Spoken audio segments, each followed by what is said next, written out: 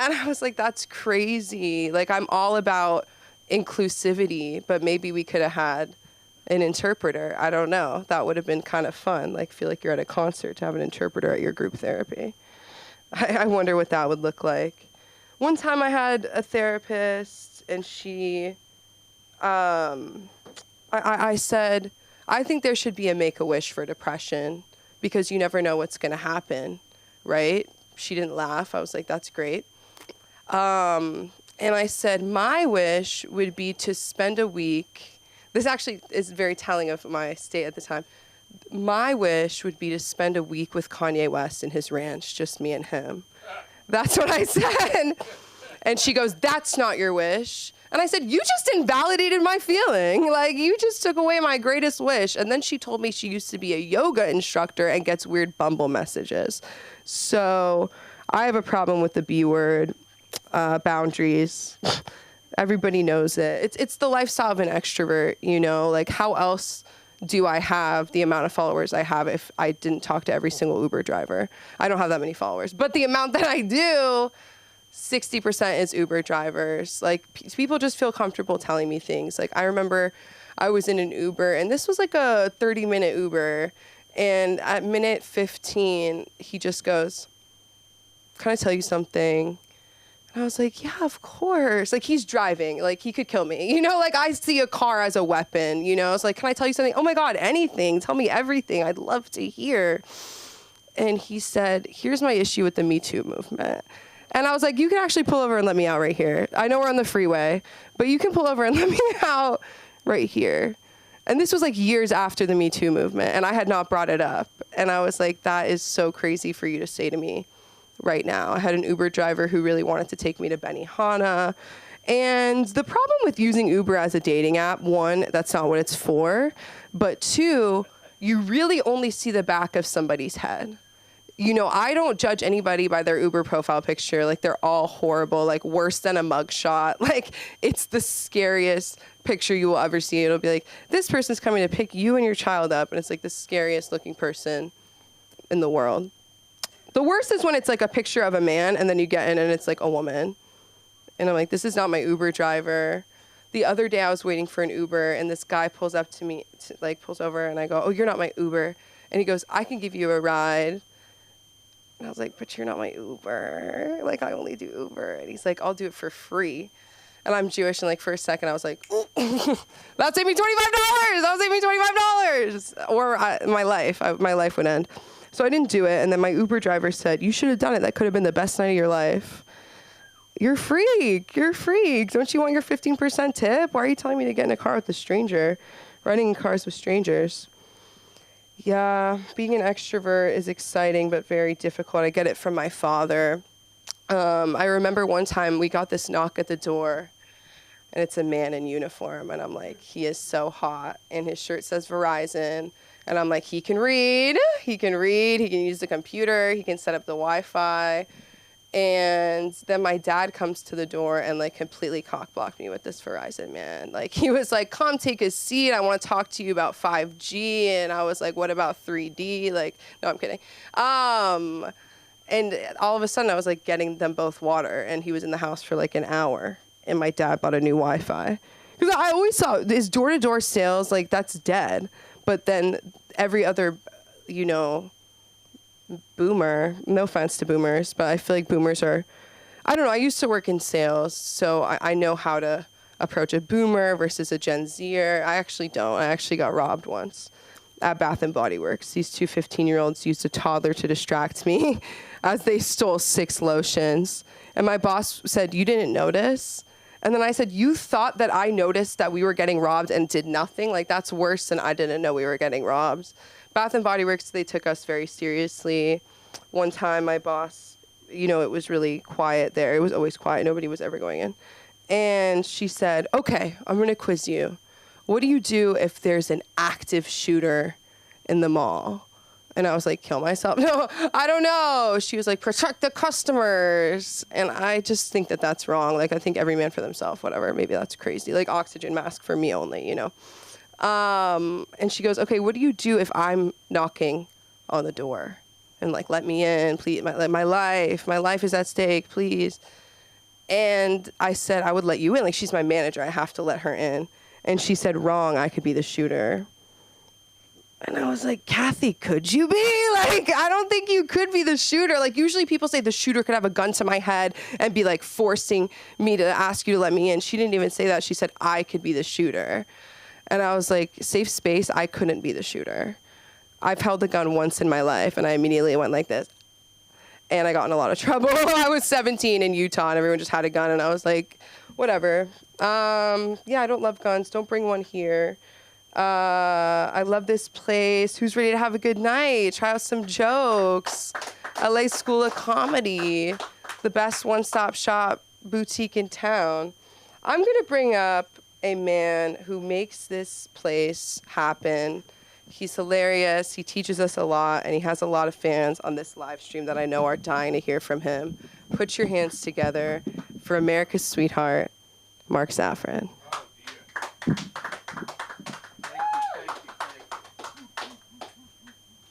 JLTV's one and only. Just so I don't forget. Oh, amazing. I can't. Don't forget, 4 lessons and you get a free t-shirt. Wow. Or it's $20. This is for the Film Actors Cafe. I do this because Aaron forgets. I made it. So someone in the audience today was mentioning how Waymos are getting more and more aggressive. This is why we have to be very careful of AI. So what happens when they invent an AI sex robot? All right, what's going to happen? They learn machine learning every time you do something. All right, they're going to learn your sexual habits. What about if somebody gets involved with an AI robot S&M doll? All right, think of all the crazy shit that's going to happen with one of those robot sex dolls. All right, the Japanese will disappear as a nation because they're obsessed with this stuff. All right, the men will just all be hung away in one of those. You ever see these advertisements for the little sleeping cubicles they sell at the airport? All right, can you imagine these guys in their sleeping cubicles with their AI sex toy? What are the women going to do? What do Japanese women do in general when men get into these crazy fads? Run around with their Hello Kitty shit? Oh no, that's the Koreans. All right, that's even yeah. They always say that the best place to pick up a Korean girl is at Jamba Juice. And you know how you can tell? They're the ones with the little stuff hanging from their cell phone and the Hello Kitty bags. It's fascinating how they dress up like schoolgirls in America, not knowing there are perverts running around that really get into that sort of thing. So I was just thinking about Jeffrey Epstein. Well, I distinctly remember meeting him in high school. What? Yes. It was at a Lincoln High School swim meet, and he was a friend of a friend. And he looks pretty much the same. Let's all give it up for Jeff Ross here in the audience. All right. Except I don't know where the hair came from. He must have been using a lot of minoxidil. He must have bathed in it. So I'm thinking about these crazy things. But when you think about Jeffrey Epstein, what other name comes directly to mind? Why is it we haven't heard about Jeffrey Epstein and Harvey Weinstein?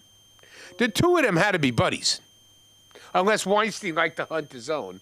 And, I mean, there was something there. But you know it's really going to come out? Bill Clinton. And when it comes out, he's in trouble because Hillary's going to chase him around the house with an axe. I remember when there were stories about her destroying the bedroom, the Lincoln bedroom, throwing lamps and everything when she found out about his last escapade. Now, you know Monica Lewinsky's from here.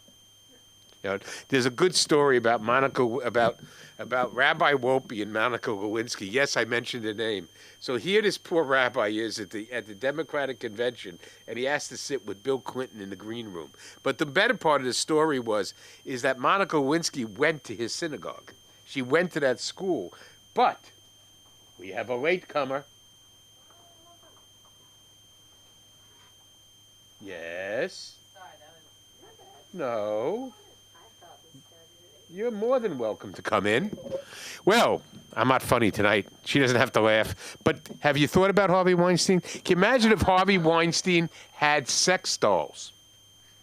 He wouldn't have gotten into trouble. But here's what I can't understand.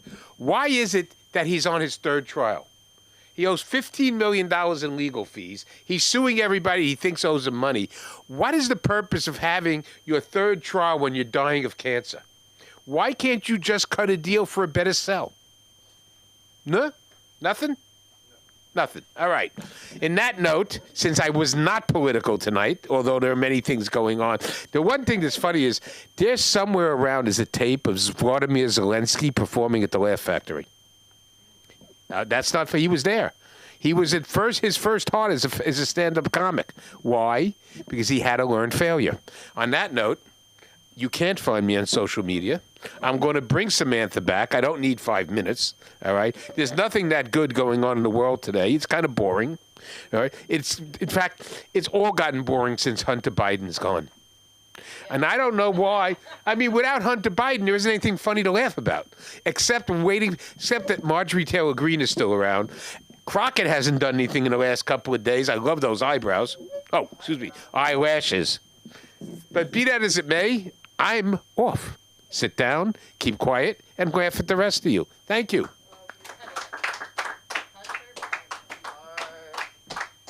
Keep it going for Mark Zaffron. I think it did come out about Bill Clinton. I think it's been out. What's that? That he was there. I think he was there when Stephen... Yeah, on the island. 28 and counting. No.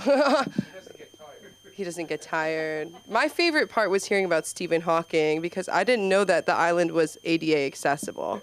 And that was really... Nobody talks about the positives, you know? It's always negative, negative, negative. How, like, did he have a caretaker there? I guess they were all taking care of him, if you know what I mean. That's disgusting. That's disgusting. Wipe the room. Mind wipe. I'm so excited to bring up this next comic. He always makes me laugh. I love this guy. He's an LA School of Comedy favorite. Put your hands together for the very funny, very talented Lee Shorts.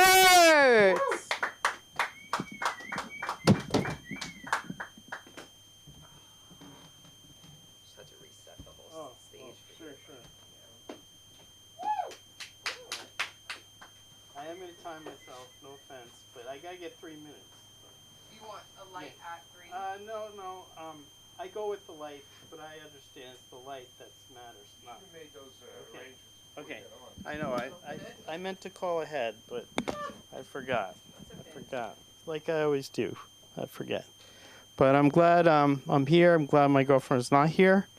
And I realize that I do love her, but I just don't love being with her. And so right now she's there, I'm here, and we worked it out. It's perfect. My love is growing at this moment for her. I can feel every second. Love. And I'm going to kind of build on our relationship, and I'm going to maybe go away for a while to Hawaii for a couple months and really work on it. You know, build the love even more. But truthfully, we had a breakthrough, not a breakup. And she said, honestly, that she was much happier without me before. By herself, she was happier. I said, okay, all right, that hurts. Go easy on me. I had a rough childhood, please. She didn't care. I said, you know, I was locked in the closet many times by my mom and dad, and sometimes basement even. And one time my mom let me up from the basement, and she said, you know, I owe you an explanation, okay? I couldn't lock you in the basement, long enough, okay? And I should have went for the closet, but, you know, your brother was there sometimes, so I couldn't do that. So, but then she's like, it's okay. Don't worry about it. You know, I'll get you, you know, you like the closet better. There's some rags you can, like, rest on and stuff. She's like, okay, great. And so that worked towards ruining my childhood even more. But they make fun of me, my parents. I expected that. Fun of my lisp, my stutter, all of it. You know, the way I walked, the way I talked, all those things. And then one day, I think my dad's conscience got the best of him, and he came over, and he's like, I want you to know, I'm going to stop making fun of you. I'm going to make fun of you and your brother. I'm like, oh, okay, great, thanks. That feels better. And then my parents got divorced, and I was kind of broken up about it. Like normally, my mom comes in, and she says, you know, I want you to know it wasn't you. It wasn't you. It was you and your brother as well that caused it. So, all right, I got that. And then, my mom got me a dog. I wanted one so bad, and ran away, of course, and being low self-esteem, I felt it was my fault. Okay, and she came in and she said, it's not your fault. Don't take it personally. It was because you didn't feed him enough and didn't walk him enough, and that's why. So that felt better. But that's my 3 minutes right now. 3 minutes go so fast. Boy. Wow. All right. Well, anyway. So, but I go on. Yeah. Yeah. Yeah. But, and then I keep saying, go easy on me, but we're at this point where the secrets come out, the weird stuff comes out. It's like 2 years or so. And, it can't be contained anymore. And now I know what she's all about. And I found out yesterday, we went to get a bagel, and she ordered, I want to get a bagel with honey walnut cream cheese, smoked salmon, jalapenos, lightly toasted. In 3 years, she never ordered that, ever. And I was blindsided. I didn't see that coming whatsoever. All this time, and it's her favorite bagel sandwich as well. It's shocking, isn't it? I know. You really think you know someone, and then you find something like that out. And yeah, mine came out, so mine wasn't bad. It was fascination with women's elbows. That's that's not horrible, right? I mean, no, not at all. There's worse things like, I don't know, fascination with toes, sucking toes, and things like doing toe things. So I didn't get into that.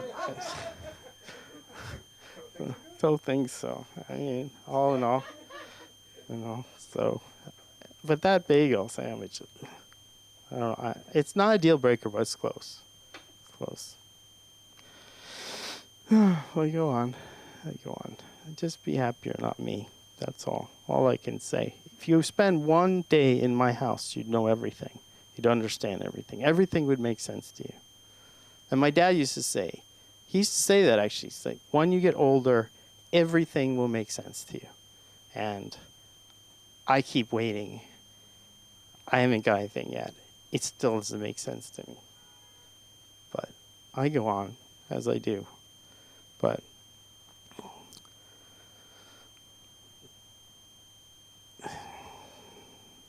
on the bright side of things, I was getting a hot dog online, and a guy comes up to me. He says, "Are you a New Yorker?" And I said, "Well, I was born in the Bronx, if that's what you mean." He's like, "Oh yeah, tough guy," he says. And I'm like, "Okay." I said, "Well, the hospital was pretty safe, I guess. But there was one nurse in there. She looked kind of sketchy. I wasn't sure about her. Kind of looked at me like she wanted to steal me or something like that. But as a newborn, I was a little anxious, and she turned out to be okay. And but it didn't affect me at all, really, because I learned though that all people don't want to kill me, except my girlfriend. She would, drop of a hat. She would, but I'm not going to talk about her anymore. You've heard enough about my girlfriend. You've heard enough. There's nothing more to say really about her. Other than she says I'm dumb smart. I don't know what that means. I said, and she's like, exactly. You don't know what that means. Point is proven. Case point, and you are a case. You're a head case, she says. And I said, no. Go easy. Remember, I got a rough childhood? I told you all about it. She didn't blink. I tried to appeal to her good side, but she doesn't have much of a good side, so no luck there.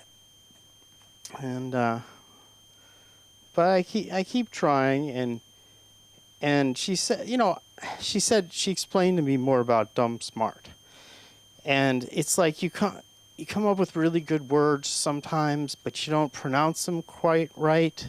or say them right or grammatically correct. And I understand. And she said, it's kind of like you have splinter skills, like a surgeon who can't work a toaster. You're like that, except you're a substitute teacher. Okay, yeah, I can see that. And she says, you almost come up with good ideas. Almost. You're this close. And I said, I come up with some really good ideas. And, when I was back in Boston, I did come up with a really good idea. I put duct tape. I had a problem with my car, the electrical problem. It couldn't be fixed. They couldn't figure it out. At night, just my high beams. That's all I had.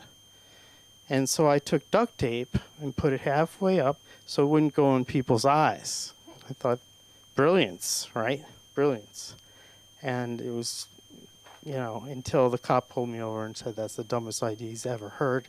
He was so upset. I've never heard a cop so upset. He says, I would like to impound your car, leave you by the side of the road, and have your girlfriend come over, and you could tell her how really stupid you are. And if there was a fine for idiocy, you would get it. So, thanks. No one's on my side. They should hang out. The cop and my girlfriend. They'd make a better couple. All right. But thank you all for listening. I appreciate it.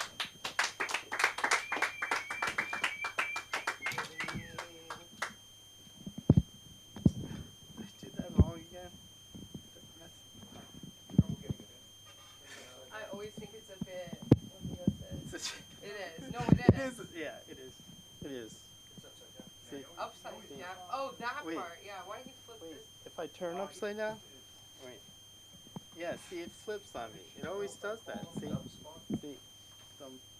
Keep it going for Lee, everybody.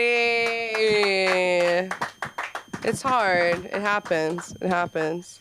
I want to know one thing though. What does she do for a living? No, for real though. She works for Warner Brothers? Shit. Okay. And he won't bring her to the mic. That's fine. That's fine. She's probably watching under an alias on YouTube. If I was her, that's what I would do. Oh, I don't know. I love a live stream. My therapist won't let me live stream our sessions. Can you believe that? The amount of money we'd make. Do you know what I mean? I just think that would be great, but whatever. Speaking of live stream and social media, are you guys ready to see our producer tonight? One and only Billy Ramirez. I can't hear you. Wacky Wednesday.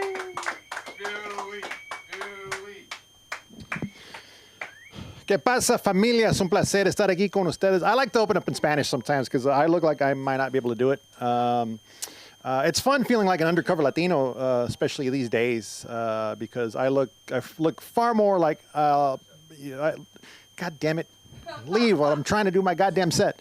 Yeah, I like being an undercover Latino because these days, because I'm far more likely to be mistaken for ICE than to be taken by ICE. But I don't know if you can tell by the anything. I am first generation Mexican American. ¿Qué pasa? Órale. I've never been able to do that goddamn whistle. If I could, everywhere I'd go would sound like a bird store or an aviary, whatever. I mix that up, anyways. But as a first generation Mexican American, I've struggled with confidence and anxiety issues my entire life. And I think I'm pretty sure I know why that is. I think it's because I was raised under the rule of la chancla. If you're not familiar with what la chancla is, for some mothers, it's a piece of footwear, like a sandal, or a disciplinary device. And my mom was lethal with it. She could deploy it short range and smack me upside the face before I even knew it. And she was trying to win one of those new power slap competitions, like power chancla slap. But then, even more scary than that, she could deploy it long range. Like if I was in my room and she thought I was screwing around, from around the corner would come a chancla and smack me upside the head. And then it would somehow return to her. I don't know how she ever learned how to boomerang a chancla. As far as I know, she never went to Australia or even met an Australian, but somehow she turned herself into Chancla Dundee. I don't know if anyone gets that old reference. Like, you call that a chancla? This is a chancla. But anyways... But my mom and my dad, they did their best. They managed to send my brother and I both to college. We both graduated. But at the same time, somebody's best could be a C-. And by the time I got to college, I was so anxiety riddled, from the chancla that I think I got smacked past potential lawyer, potential doctor, potential scientist, all the way over to liberal arts degree. And yes, I was so anxiety riddled by the time I got to college that I ended up taking the most default fallback degree there is. Anyone care to guess what that is? Communications. That's right. A degree so disrespected that The Simpsons made fun of it while I was studying for my degree. And I ignored the warning. Just the fact that I'm in my 40s trying comedy means that I've ignored all the warnings. But in this episode of The Simpsons, it's called Faith Off, the kicker for Springfield University injures his leg in the big rivalry game. And in the locker room, Dr. Julius Hibbert tries to comfort him, and he tells him, "Oh, I'm afraid you'll never play football again. At least you can fall back on your degree in communications." Oh, dear Lord, no. And the kicker goes, "Yes, I know he's a funny major. Lubchenko learned nothing." Well, about 20 or so years later, that joke is finally funny to me because they say comedy is tragedy plus time. And, well, enough time has passed, and the tragedy is a communication degree. But yeah, I took a lot of chunk classes growing up. Sometimes, when I'm lying in bed completely alone in my not a house, or when I'm reviewing my portfolio, which is nothing more than an old trapper keeper full of coupons. Sometimes I wonder what heights could I have reached if I had taken fewer chunk classes growing up. Fewer chanclas max, which, by the way, part of a delicious, nutritious, balanced Latino breakfast. You can find chanclas max in the cereal aisle next to Honey Nut Pendejos. Anyways, that's kind of clever. Maybe I could have been a VP of marketing at some Fortune 500 company and had one of those KY 401s or whatever it's called. But no, instead, right now, I have 5 different hustles going on right now to try to get by. One of which is doing moving work, which is fine because it brings in money. And also, sometimes I don't feel Mexican enough. So it's nice to do some manual labor every now and then. And plus, with ice running around, I can easily pick up a shift in front of Home Depot. Anyways, but, instead of a VP of marketing somewhere, maybe I could have been one of those successful bilingual LA lawyers you see with the billboards, like, "Did you slip on a churro at Disneyland? Call me," or "Te partiste la madre con un pinche churro en Disneylandia, llámame." But I don't know, what could have been. But anyways, despite my struggles with confidence and anxiety, every now and then in LA, a city that's designed to just shatter your ego and break you down, every now and then I do get to feel confident. I do get to feel confident every now and then when I walk into a Mexican restaurant, a taqueria. Especially when I overhear someone order something like a chicken quesadilla, chicken fajitas, chimichangas, or something like that.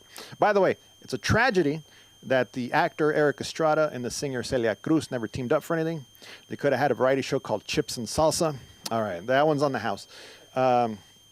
But whenever I'm in a Mexican restaurant, I overhear someone order in that funky manner, I just cannot resist going overboard and basically start acting in telenovela that nobody, sorry, you have to yawn so loud. Sorry.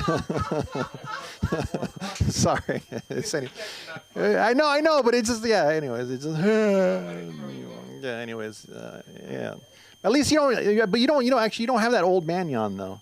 Like, I'm starting to get that old man yawn. Like, my dad used to have it, and I used to wonder, like, why do you yawn like that? And because now I know it's because it's old, like, and it's not an appealing yawn, but at least now I know that I could easily win a karaoke competition doing Doobie Brothers and Michael McDonald songs.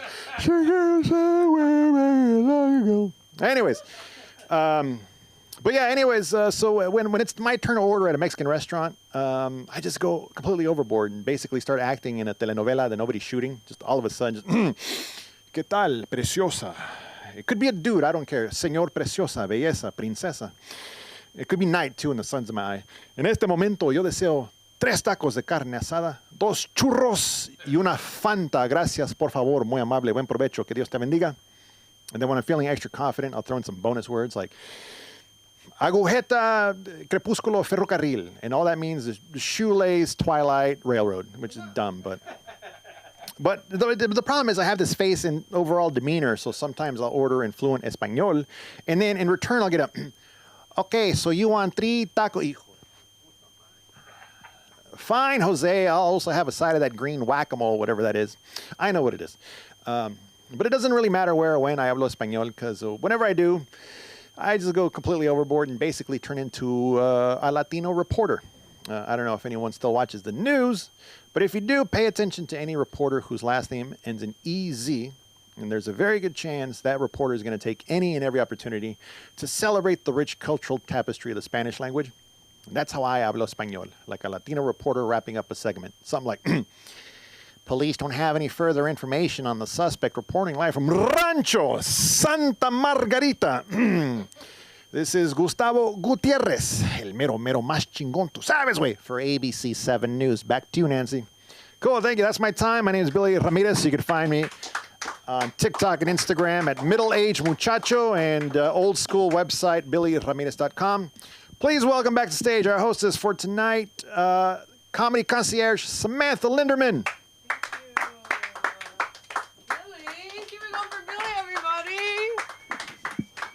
Billy's performing. He was just at the Haha Comedy Club. He's at LA School of Comedy. He's comedy. Right Club.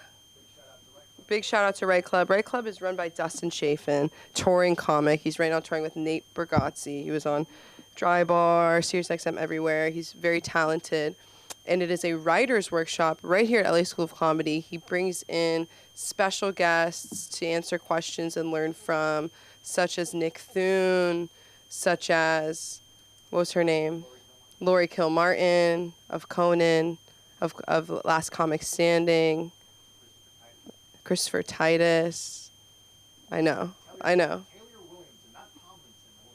Oh, I wish it was Taylor Tomlinson. You know who was here? Who I got to hang out with? Paula Poundstone.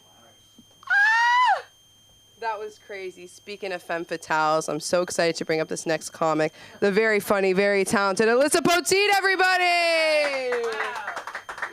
Thank you, Samantha. I fucking love your jorts, man. Oh my God, thank you. They're not even mine. Oh my God, I love your vibe. I want you to be my friend. Wow, very cool. Stop! Everybody leave. Oh God, this is so fun. I really loved how you, Billy, were just up here like, yeah, I got confidence, and then you immediately yawned. That was fun. That was just like, mwah, good timing. Honey Nut Pendejos is hilarious. I love that. Please tattoo that on your body somewhere. That's good. It reminded me of the time that some Mexican dude called me Lady Caca. I don't know why. That made me relive that trauma. And then I also got Vladimir Puta, which I didn't enjoy either. All right, he laughed too loud. He's not even looking at me, and he's like, okay. That hurt my feelings.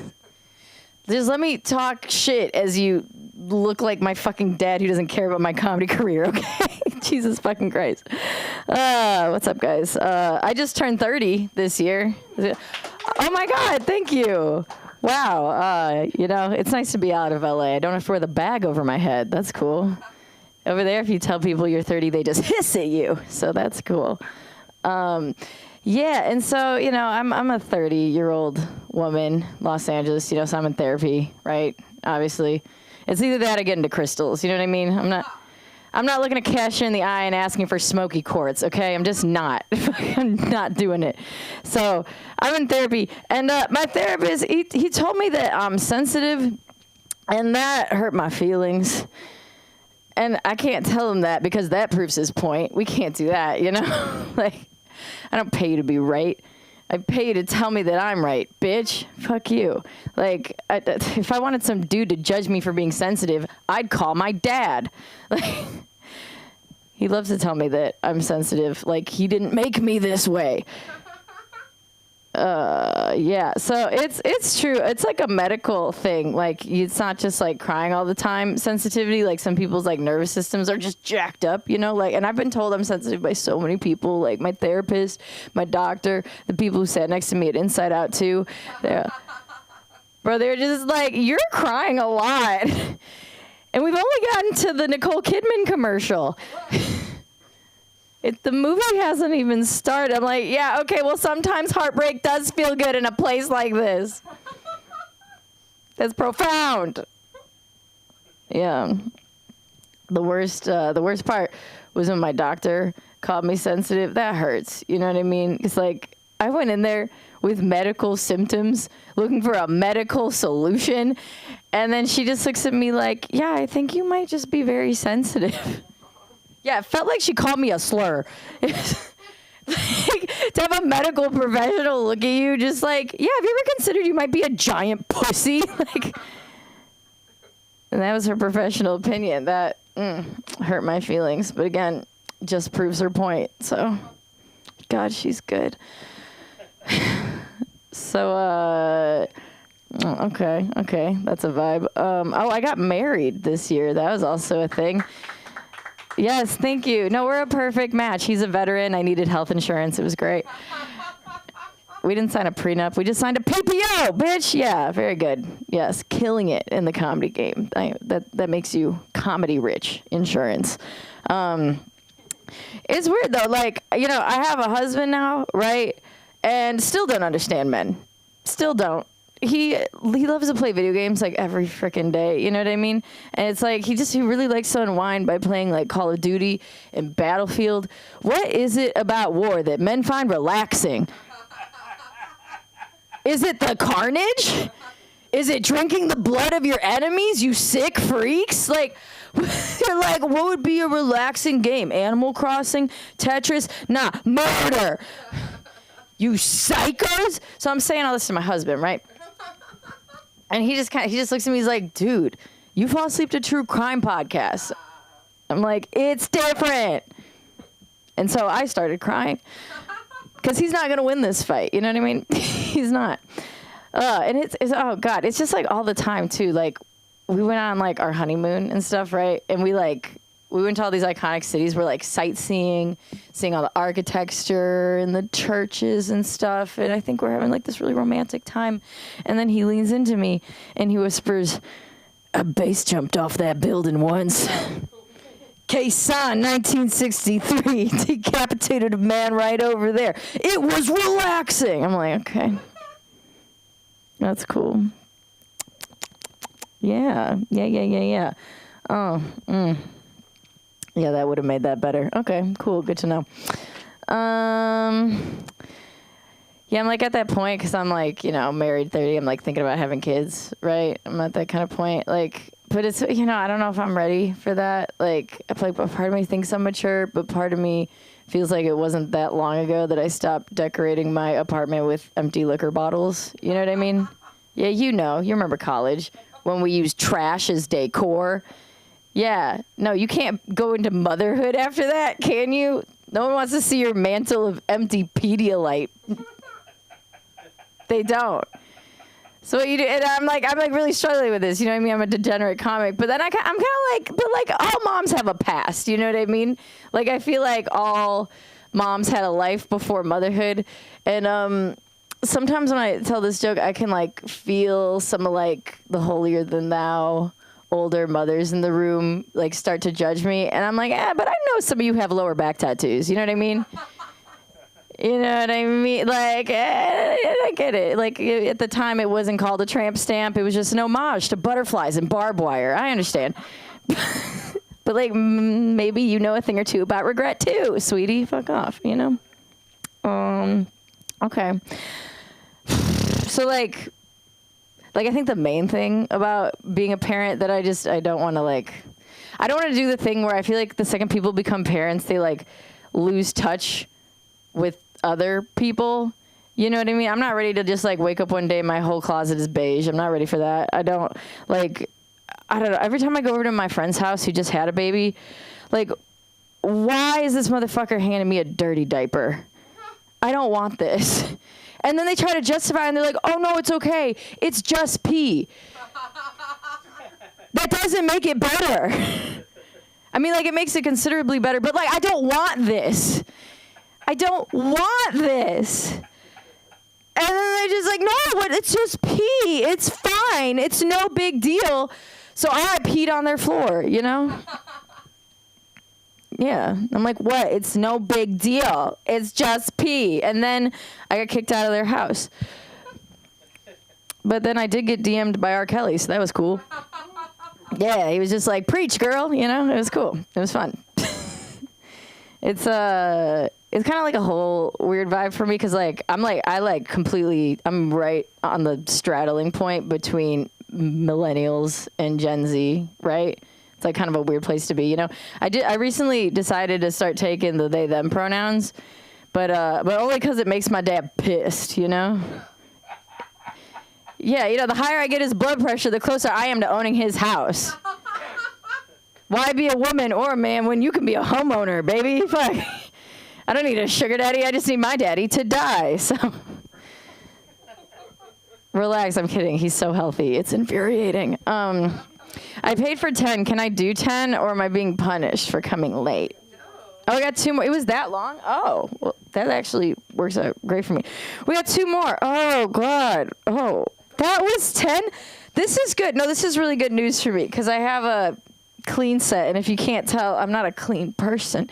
So this is the day of my young life, and especially when you fill in the laughs for the gaps in your enthusiasm. Oh, it's gonna be so great. Okay, one more bit. Okay, I don't know if you guys are gonna feel it. This is just for you, Samantha. Okay.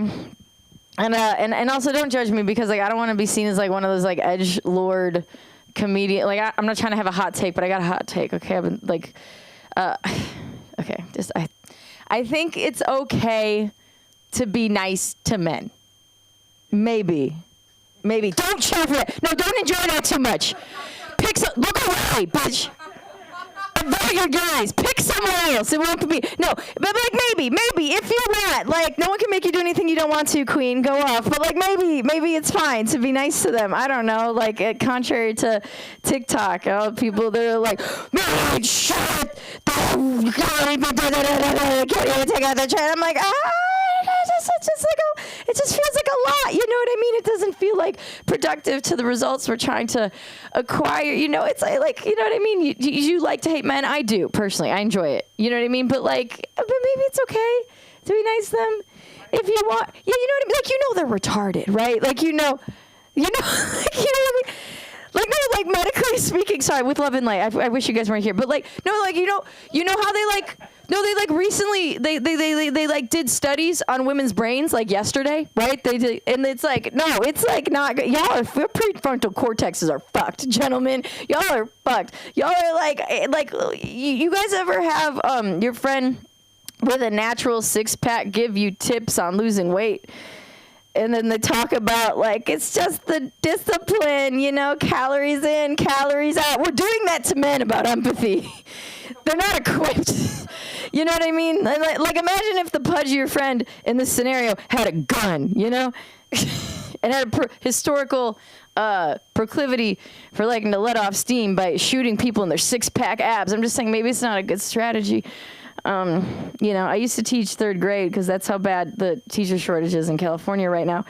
And I don't know. I don't go to my 3rd graders when they don't get math and just go, what, you don't get it? Jesus Christ, how do you live with yourself? I don't do that. That wasn't for you, but I'm glad that you liked it. Cool. On social? Wow, for all the people that watch this hot 6-camera live stream of this open microphone. Really? I love that for them. Is this the kill Tony for people who don't call people slurs? That's cute. You can find me at complete_poteet or alyssapoteet.com. Thank you so much. Bye.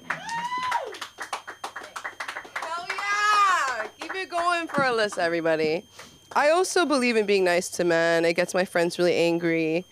But call me crazy. I like living, you know? I like being alive. I think being nice to men. And it also gets you stuff, you know? So I don't know. I think that is something people need to rethink. We are going to end our live portion, but stay tuned for an exclusive after-the-fact in-person debut. Thank you guys for watching. Thank you for coming. This has been a Wacky Wednesday. We're going to be here Friday, same time, same place. We'll be back soon. For those of you disappointed that I'm not her, please know I feel the same way every single day. But love you guys. If you're in New York, we love you. And go to our website, go to our Instagram. Everything's LA School of Comedy.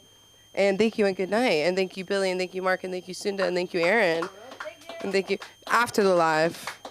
Don't you worry. Don't you worry. Good night, America.